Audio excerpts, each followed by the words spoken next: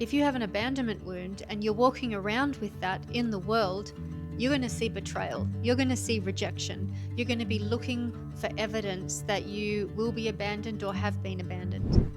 Hi, I'm Maggie. Welcome to the Inspire in 5 podcast, where I attempt to inspire you in 5 minutes or less.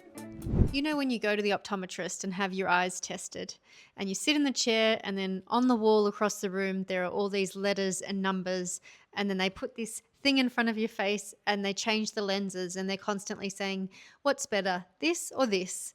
And then they change the lens again, this or this? And with each new lens, everything looks a little clearer or a little more fuzzy. Nothing's changed in reality, just the lens that you're looking through. I think life works exactly the same way. Most of us think we're seeing the world objectively, but we're really not. We're seeing it through our beliefs, through our lens, through our biases, through our life experience, our fears and our hopes and our values and our insecurities. But the tricky thing is, unlike being at the optometrist, we don't realize that it's just a lens. We mistake our interpretation of the world as reality.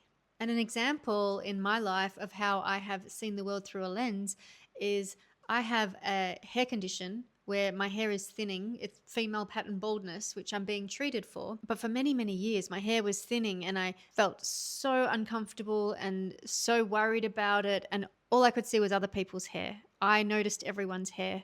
I really appreciated thick and luscious hair. I saw where other people might have the same problem as me, receding hairlines. I could spot a hair extension a mile away. I could spot a wig a mile away. I was pretty obsessed because it was a very big thing for me. I was always aware of myself, like if it was a windy day. And now that is not my experience. I genuinely don't look for people's hair. It's just, I might notice it eventually, but it's not the first thing I go to. And my own hair is not something I worry about or think about too much. And so that is like night and day. And the only thing that's changed is me, is the lens that I'm looking through, is my perspective, my attitude, really. And our lens doesn't have to be about looking at something physical. It can be emotional.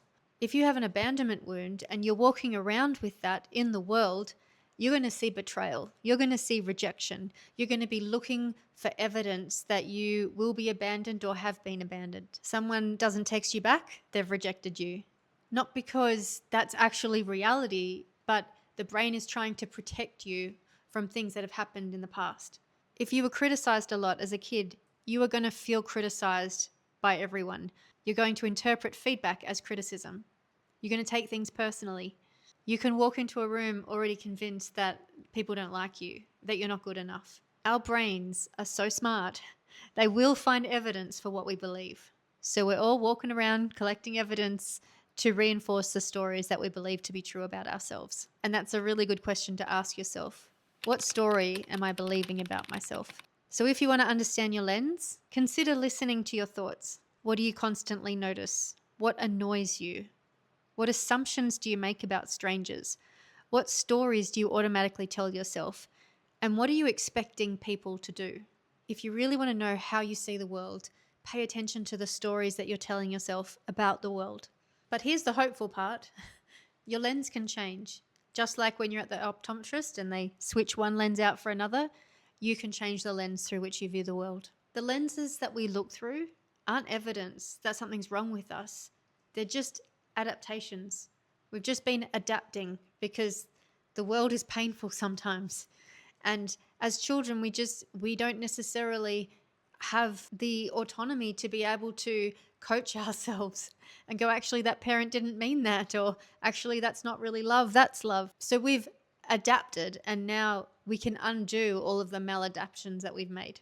And whatever protected us in one part of our life can actually limit us in another part of our lives. So what stories are you telling yourself? What lens are you looking through?